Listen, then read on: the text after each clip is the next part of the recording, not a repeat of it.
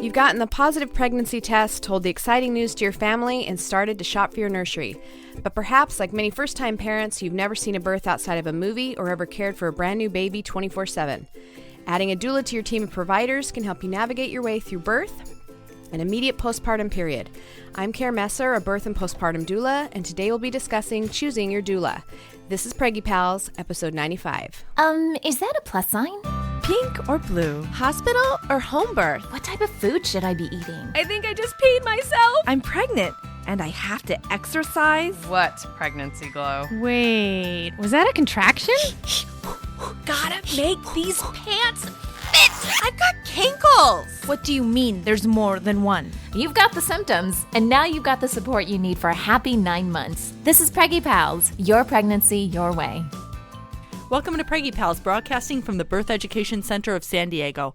Preggy Pals is your weekly online on-the-go support group for expecting parents and those hoping to become pregnant. I'm your host, Annie Laird.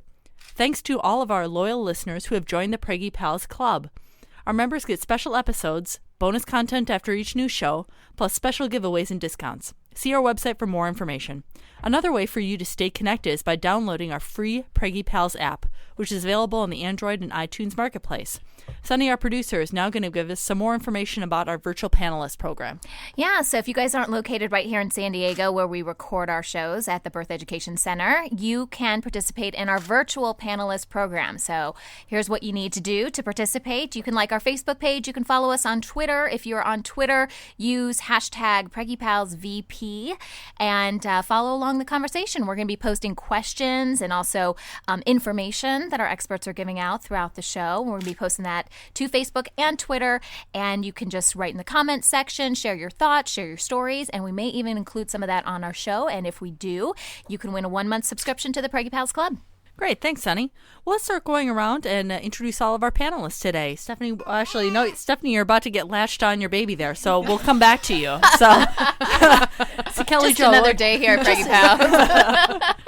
boobs and babies. It's almost like it's the boob group here today. Right. Yeah. Kelly Jo, why don't we start with you then? Okay, I'm Kelly Jo Eddy, and I'm 25 years old, and I am one of the volunteer co-leaders for the San Diego chapter of ICAN, which is the International Cesarean Awareness Network, and we do a lot with education on how to prevent a cesarean or a repeat cesarean. We encourage VBACs and do a lot of work with that. I have 2 daughters, 3 and 1. Their names are Ireland and Piper. And my first daughter was my cesarean birth, and my second daughter was my triumphant and amazing, peaceful VBAC. Awesome. Hi, I'm Natalina Gleason. I am also a member of ICAN. Yay! I found out about it through stalking, I think, your website, Annie. Yeah. Stalking is welcome. Yeah. And I'm hoping to have a VBAC in August, but I just finished interviewing and finding the right doula for me, so this is exciting. Awesome. And Stephanie? My name is Stephanie Glover. I am 31 years old, and I'm a stay-at-home mom to my 2 girls. I have a 2.5-year-old Gretchen. and a 6-month-old Lydia. She's introducing herself. Yes. Yeah. She's a little sweetie. Gretchen was my cesarean, and Lydia was my triumphant, peaceful, healing VBAC as well. Yay. And I, too, am part of ICAN. Wow, it's just I'm like the only member that's not part of ICAN here. You better join. I feel join. left out. I know. I better join. All right.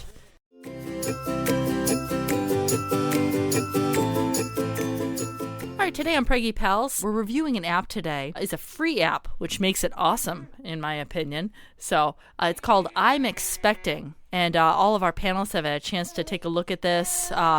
It shows up, you can put when you're due in here, and it has different features in it. You can track your weight, put a different calendar in here. So if you bring up the calendar, you can make note that, hey, you had a headache on this day, or fatigue, or nausea. So what do you guys think of this app? You have a chance to look at it. Would you download this app?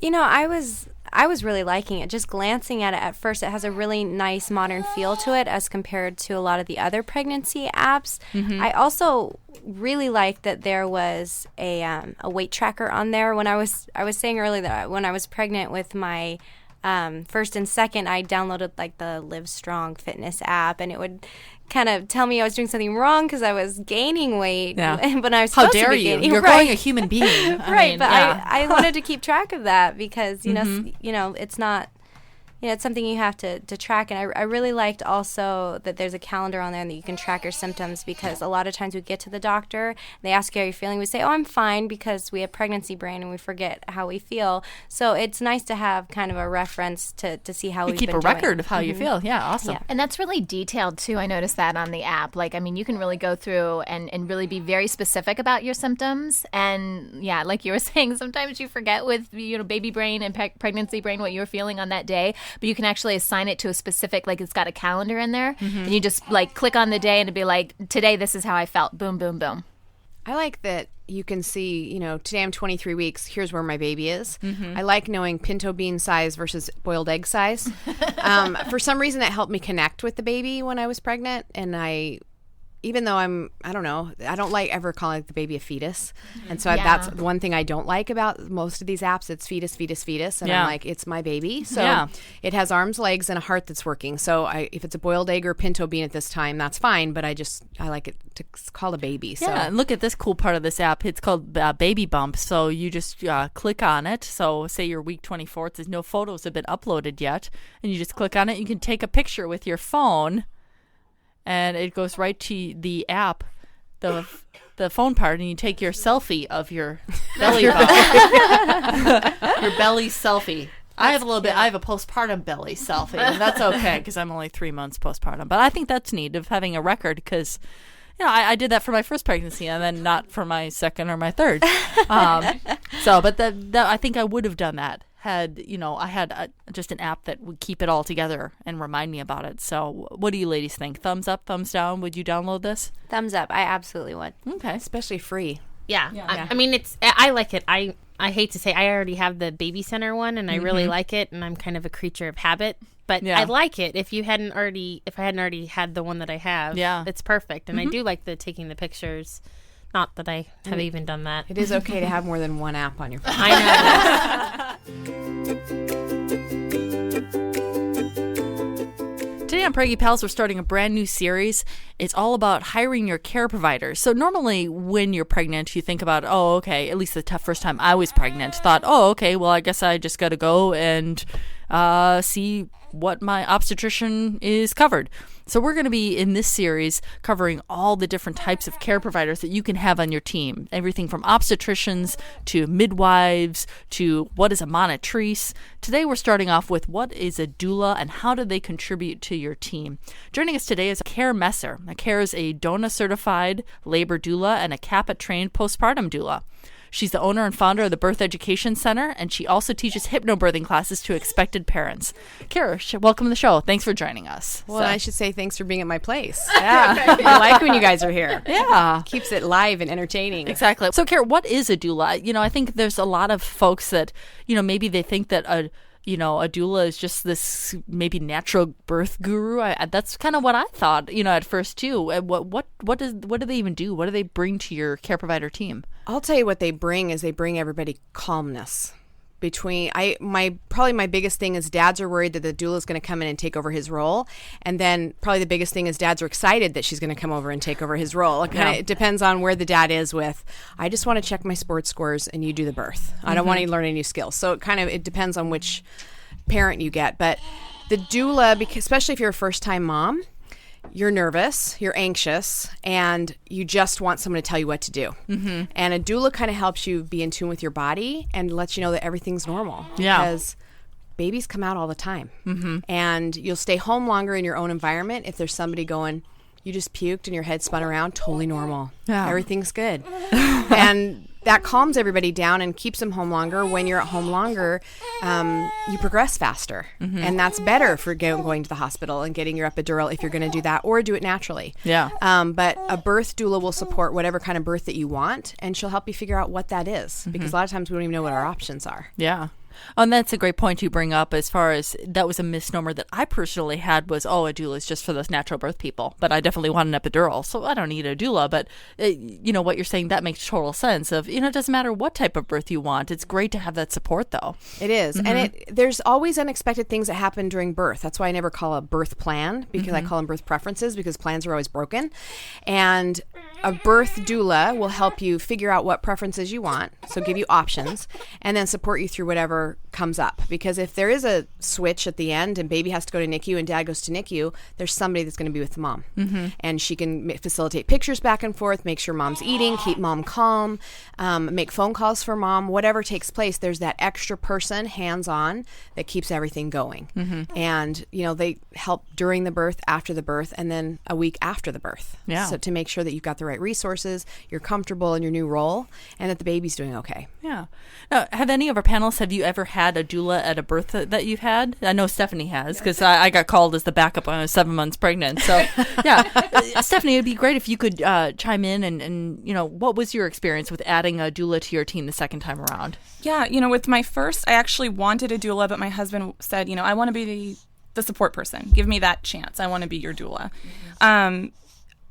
I think his fear was going into the second pregnancy, me being a little bit more adamant about adding the doula to our team, was that, he was going to be replaced. But then after he met our doula, he felt very confident in being supported as well. And I've just really, I would recommend it to anybody. It was an amazing experience, because going into a VBAC, you really need extra support, I feel like. A lot of things are working against you. And my doula was there for me when I was having these little freakouts, when I was meeting with providers that I just still didn't feel supported by. And I could call her, and she really just talked me through things and helped me address some fears that I had and helped me sort of prepare physically and emotionally for the labor. She almost didn't make it to mine, but Annie was there for a bit of it. Yeah. It was very fast, but she did. And having her there was just awesome. So, it was great. Yeah. Okay, what kind of training do doulas get? I think everybody's familiar with the obstetrician going to medical school, but, what can anybody just call themselves a doula? Or, what should women be looking for as far as training? Or is that even important? I think training is very important, and extensive training after your initial training is definitely important. You can never learn too much about how to support a woman, especially with comfort measures, because every woman's different and every woman has different needs. So most doulas go through a 3 to 4 day training with an international organization. There's DONA, Kappa, to labor, for instance, and it's hands-on experience. A lot of them are midwives that teach it, and they get really good experience with how the birth process works, what's normal, what's not normal, things to look for. I think a lot of my parents that say I don't need a doula, and they're good with that, when they run into an obstacle like back labor or throwing up, they don't know what to do, and they don't know there are really simple solutions to things like that. Turning the baby and getting mom rehydrated, and there's a lot of things that a professional doula knows how to do to keep you home longer and to keep you comfortable. And sometimes they end up running to the hospital too soon, and it's too soon, but they don't want to leave because they don't want to get back in that car. Yeah. And then everything kind of switches for them, and they feel like, I can't do this anymore. I just, give me my epidural, start this, do that. And then they're just kind of a victim in their birth instead of present for it. And you can still have an epidural and be present for your birth and make choices. But if you don't know what the choices are, which is what a birth doula helps you do, is figure out what those are. She doesn't never tell you what to do, but she figures out what your kind of plan is and what you want, and then shows you how to get there. Okay. How is training different than certification? Is certification important something when a woman is hiring her doula? Does someone have to be certified, or is that something a consideration? She's like asking my question. That certification to me is very important, and here's why. It shows that you're willing to start something and finish it.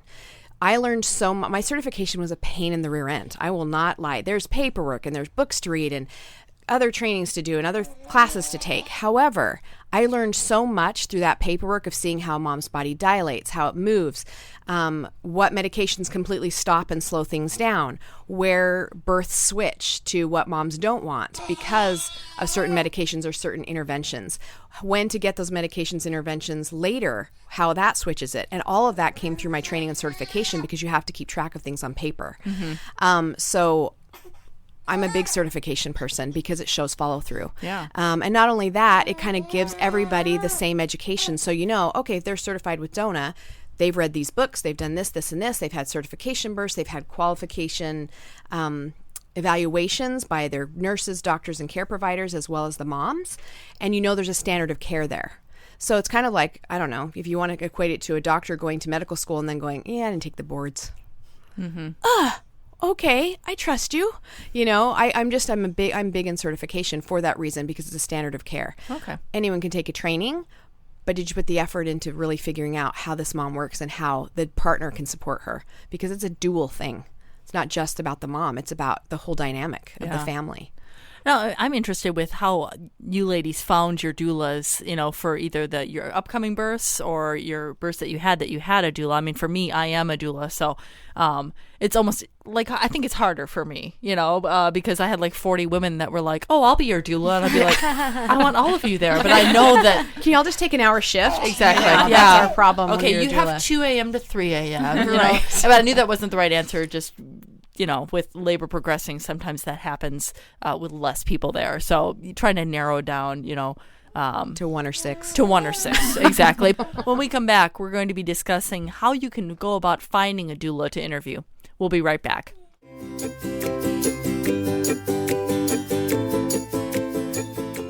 How do you ladies who aren't doulas, how did you go about finding the doula to interview? I posted a question out on the ICANN Facebook page. Okay. And I had about 10 responses and then about 10 personal messages sent to me, in addition to the people that I was already recommended that I had emailed. So by the end of it, when they say to only meet, like 3 to 5 people, I had about 10 meetings that I had set up. Oh my God. And by the time I met the third doula and loved her, I went, all right, I have to email everybody else and say, I'm sorry. I'm sure I will love you, and I can't say no. I hate disappointing people, and I hate saying no. So I'd like to just cut the ties before I even meet you. Yeah. And that was the tough part for me, was I liked them all for different reasons. One came very qualified, highly recommended. Another just had a very, she seemed like very maternal, and in the sense that she was older, but not too much older than me, and experienced, and she actually hadn't even given birth before. It was just, she had done it for so long, and I could just feel the sense that she would be very, very much a caretaker during everything. And then the last one had just had a VBAC, and such a great way to explain to me. She's like, oh, you're going to do great. Everything about your previous birth. So a lot of confidence. A lot of confidence in every one of them. But the third one, like I was telling you earlier, there was literally just like a sense that I was being drawn towards her. Every time she spoke, I leaned in, and she sat closer to me, and I wasn't uncomfortable. Whereas the other ones, when they got near me, it wasn't like I was uncomfortable, repelled. But I was just kind of like more rigid, and she sat next to me. And that could be a problem during your labor. Be like, don't touch me. Right? Yeah. Yeah. That brings up a whole other thing. Since I've had my son, I used to be a very touchy-feely person, and that whole article about your touch level goes down because your kid is just always on you. I just don't want people to hug me or touch me, and so the fact that she was near me and I didn't know her, I just thought that was the most important thing to me, that I want somebody that's going to make me feel calm and confident. She was very experienced, very sweet, and I mean, they tell you to go with your gut, and if I went with my head, I would have gone with the one that came highly recommended and very experienced. And she's the backup. I mean, she's amazing, and I have, I'm excited to maybe work with her, but the third one. Well, Stephanie can tell you sometimes the backup does get called, even when she's 7 months pregnant. Yeah, I got a VBAC, Mom, and she's having contractions and she's freaking out a little bit. Okay. Well, and it's true. It really is go with your gut. When I help moms pick doulas, I give them 3 women that I've kind of handpicked for them by a list of questions, and then I say it doesn't matter if they've had a baby or not. It doesn't matter if they're 100 years old or if they're 19. If your gut says I can be naked and comfortable with this woman, that's who you pick. Because that literally, it's an energetic thing. It's not I looked at the list, everything's right.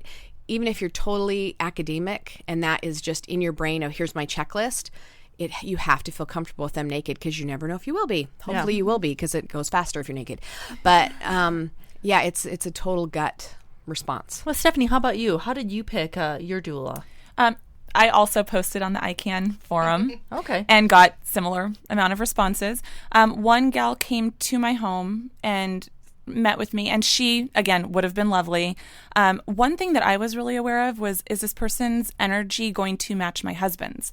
Because I could have definitely worked with her. I think that my husband might not have been himself with her. They were just different. And then I had a lot of, messages, emails, and then I had a phone interview with the woman that I chose, and we could laugh together. And that's the biggest thing for me. If you can't laugh at one of my dumb jokes, or if I don't find you amusing, we're probably not going to work well together. Because you were in early labor, I thought you were hilarious. So Thank you. Okay. At the end of labor, you weren't, but in the early labor, I like how she puts early in there. That's funny. And so, it's about energy. If you feel comfortable. And I was just trying to gauge if my husband would feel comfortable with her. Good for you. That's a good point. I mean, for me, my husband's not going to be here. So it was 100% my choice who I felt comfortable with. But I didn't even think about having another person. I mean, my husband's pretty much, whatever you want, whatever makes you happy. But I can see how if the first one would not have worked with him. Right. Yeah. At all. And you bring up a good point, too, I think, with husbands, but as well mothers.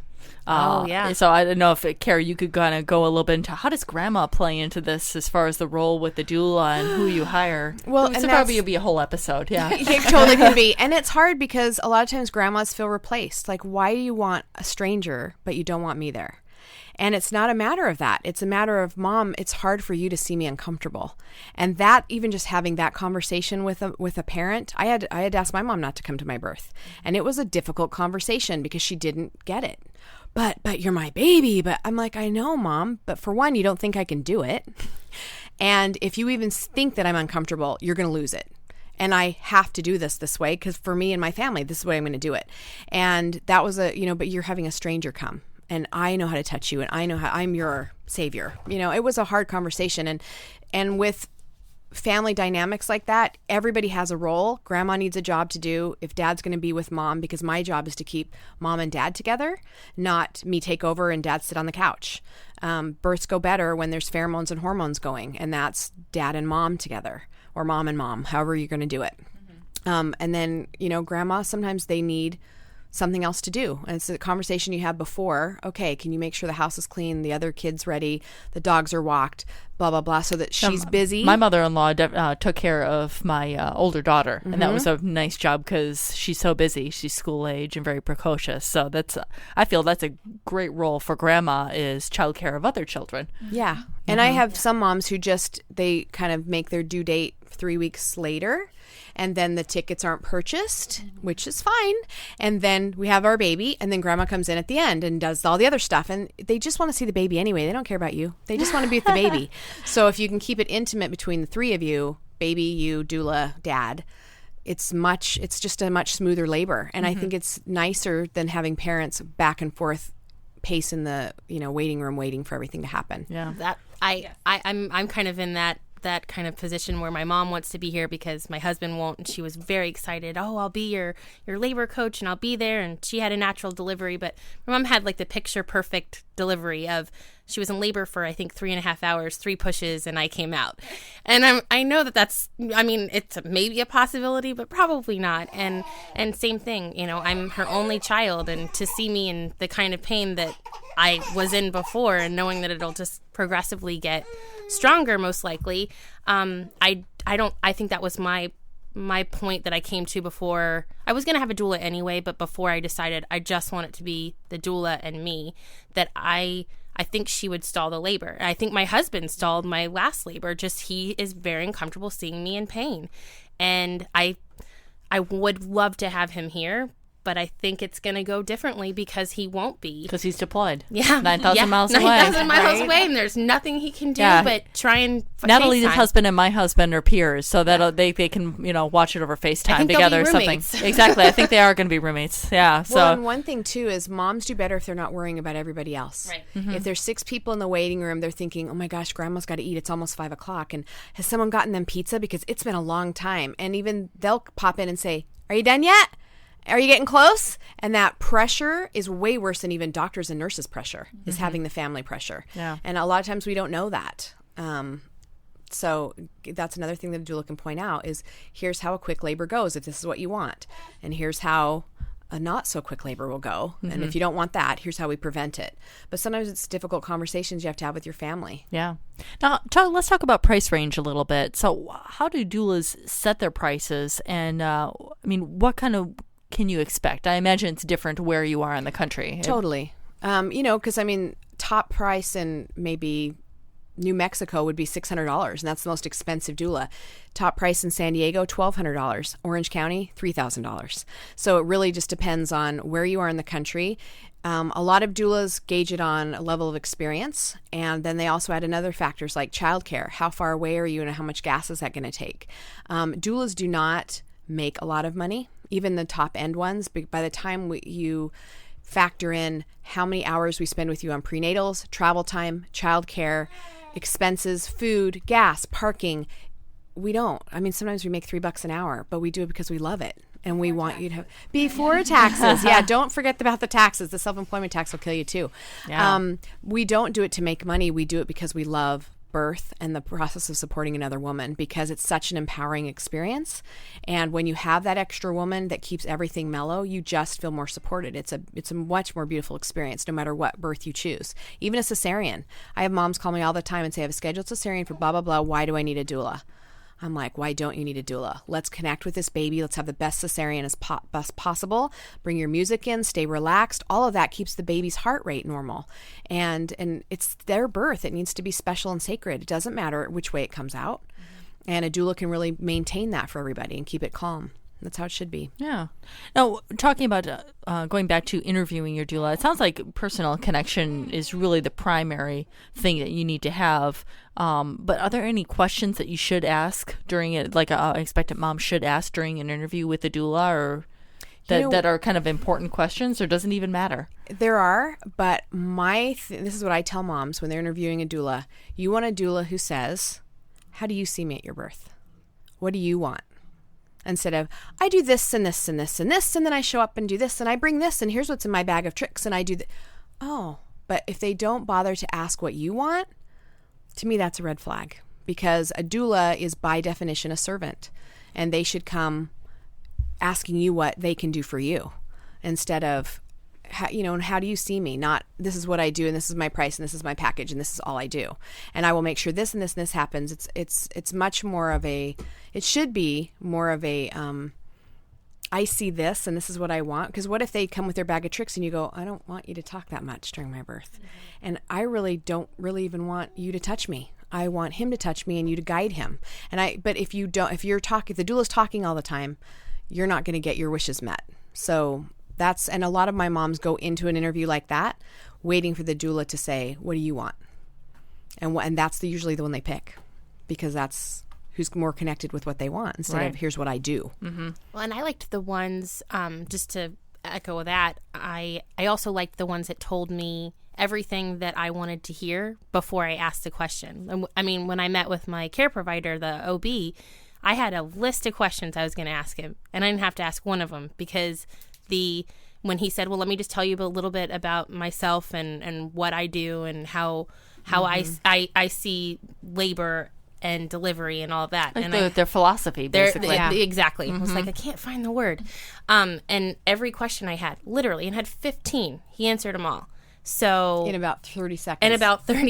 I know exactly who that you know exactly who I'm talking about. The same thing. And so with the two doulas that are my primary and then the backup, they explained what their philosophy was, how they've had their experience, and after I kind of discussed everything, because I kind of went into it. This is how my labor was before. This is what I would like. I just wanted to tell you a little bit about myself. Now you go.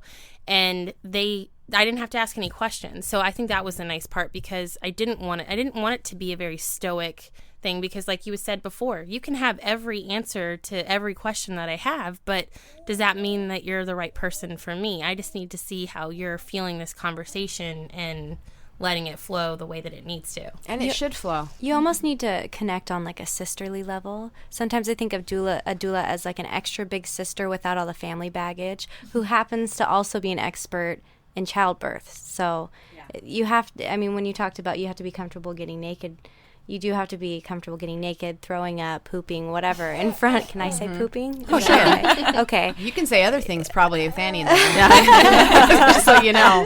I mean, they have to feel like family a little bit. You have to have that sisterly bond with them off the bat. Yeah, and some people I think they look for different things. So as far as some people are looking for a big sister, some are looking for a mom because they don't want their mom there. Right. Or their mom can't be there. Or their mom can't be there, or even kind of a grandmother, someone. And I have some that have mommy issues. And so I asked that on my questionnaire. I loved that. Yeah, because they look at that and they're like, oh yeah, she has white hair. That is not going to work for me. Or I need a sister or an auntie because my aunt died and I was really close to her and that's who I need. So then I know an age range even to look for that mom because we connect with women differently.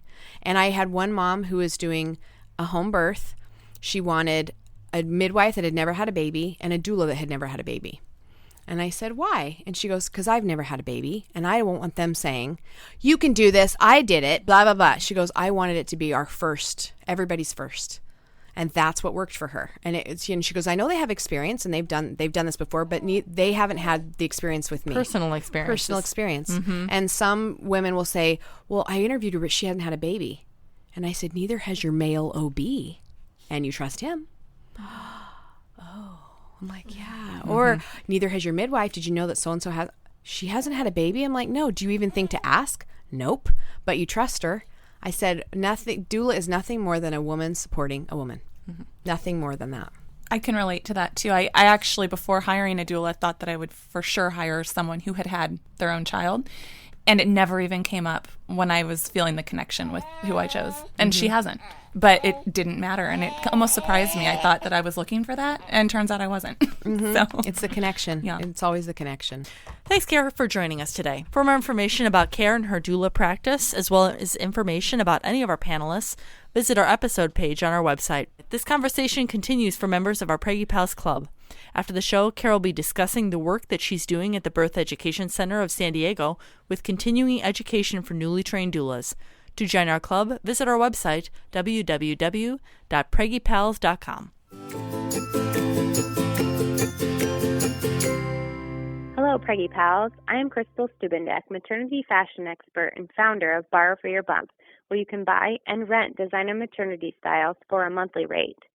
This segment, we will cover the awkward phase of pregnancy, otherwise known as the belly or bump phase. You are not quite ready for maternity sizes, but you are quickly outgrowing your favorite jeans and cute tops. To draw attention away from your bump, you can balance your belly with statement jewelry. This will draw attention away and onto the face and neck. A dramatic neckline, chunky short necklace, or dangly earrings will do the trick. Adding pops of color or prints in unexpected places is another trick to hide the fact that you are expecting. A bright yellow hairpiece, coral scarf, turquoise bling, or like Jessica Simpson, use a large animal print purse to draw the eye away. Plus, it gives you an excuse to splurge on that purse you've been eyeing. A polka dot skirt is another way to take the attention off your midsection. Have fun with it, but 1 or 2 eye catchers is more than enough. Layering is another way to disguise a bump. We recommend layering a blazer or cardigan over a patterned blouse, or try a maxi dress with an empire waist. Try a style that is long and flowing towards the bottom. We love the ink print maxi dress by Lilac. Without wearing a sign that says I'm pregnant, you may want to show people that you are expecting. In that case, whether it's a top or a dress, styles with empire waistlines and ruched sides are the best way to take the focus to the center of the body. You can also use a belt under the bust to create more shape.